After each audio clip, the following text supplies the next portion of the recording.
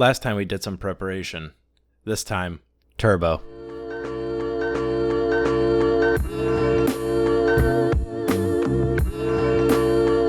We start by disconnecting the battery and removing the crankcase breather hose. Oops. Next, we remove the idle air valve.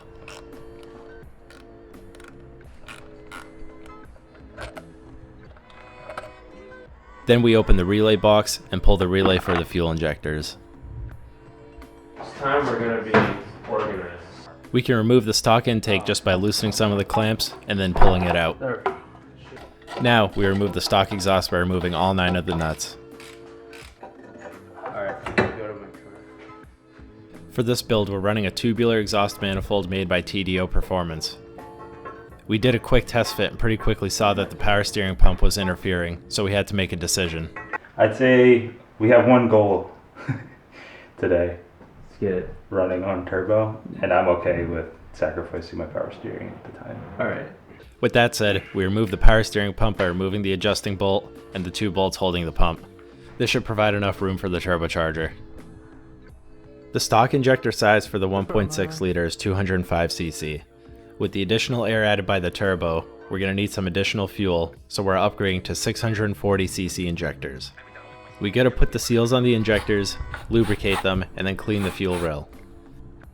That's probably doing nothing. That's right. Take the injectors and install them into the ports on the cylinder head. After a while, we figured out that the spacers only fit one way. Do they go like that, or do they go like... Don't drop it. Shoot that down there. Okay. Then it was time to torque down the fuel rail to 19 foot-pounds. With the fuel rail in place, we can reinstall the fuel pressure regulator. What are you doing there?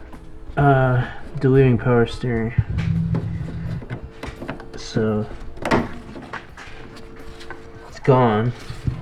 Now I gotta get rid of the lines. Ow. What's that? That's a good size. For the turbo to be reliable, we need to have a supply of oil for cooling and lubrication. Luckily, Miata engines have a port that works perfectly to supply the oil, and we just need to install an AN fitting. High pressure oil feed.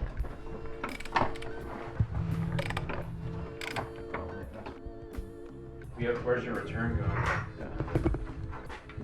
I don't think. That Chinese food really sucked. Yeah, it's terrible. That killed me. Like, Next, we refit the manifold to figure out the packaging situation. you're probably gonna shoot it right there and then go in. Clocking the turbo is changing the orientation of the hot and cold side, and you can have them point the way that'll work for your setup.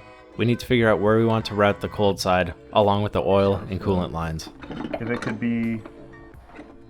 We gotta clock this down more, I'd say. Be off of it, and then shoot wherever you want. Wastegate? I don't know, so we gotta test that now. Thing over here. There's just no way. This is all, look, this still needs to be like that. There's a ton of play over there. Good. I guess it's definitely gonna be like that, and that would definitely will. Turbo? Add that to the list of things to buy twice. Got a lot of those. Gotta be. What lines? AC lines? Yeah. It doesn't work like that. It's all pressurized. It's gonna explode in your face. Yeah, that's just how we know. I've done it twice. I'm not doing it a third time. With a rough idea of how the packaging will look, we can move on to the oil return line. This is the most difficult line to run because we need to drill and tap into the oil pan to install a port. Unlike the coolant lines up top, which are just teed off of existing lines in a convenient location. You don't have a quarter. I want to get one. She's getting one tonight. That's a problem too. It's another problem. When checking the fitment, we realized that the coolant fitting was interfering with the wastegate actuator. What's that? So we needed to reevaluate the clocking of the turbo. We made sure during the next installation that the wastegate was on to make sure everything fit. Because I think the spring needs to be pulled, so just give me resistance. There you go.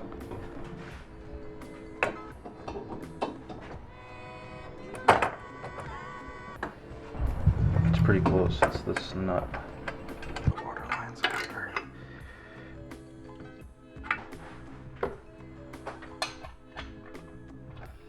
Now we can drain the old oil. Did you get that? It's a solid stream. Gotta really grasp the shaft. And then pour some fresh oil through the port we just drilled and tapped into the pan to clean out any shavings. This thing you drilled, now it's going. Is it clear here? Is there QC metal? Like we mentioned earlier, the goal was to get the car drivable. We're using some universal intake piping to route from the turbo to the throttle body, bypassing an intercooler for now.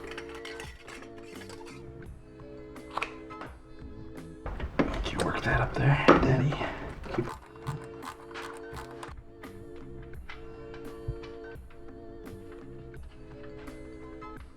I'll give it a shot if you want me to. I guess just get it right. We filled it up with some fresh oil and then set up the base map for the turbo. Luckily, it's such a commonly modified platform that we can find base maps online that'll get the car started and moving reliably. We kept the relay for the injectors pulled out so we could crank the motor to get the oil circulating through all the new lines and components. Alright, I'm gonna crank. Ready?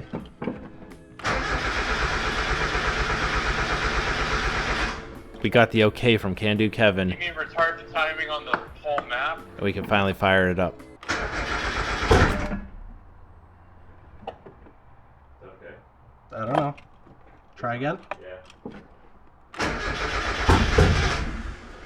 I'll try one more time. We moved it outside to not have my smoke or my CO detector to go off and to not annoy my neighbors. Then we gave it another shot.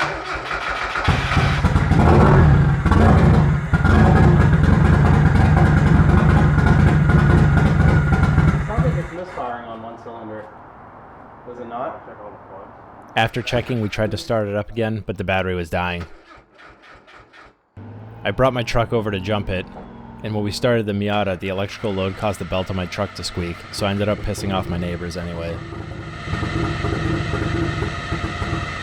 We kept double checking everything, but we could not get rid of the misfire. It was getting pretty late, and I can imagine how much my neighbors hate me, so we officially did not reach our goal. We have one goal today. Let's get it running on turbo. Next time, we do better. But until then, thanks for watching.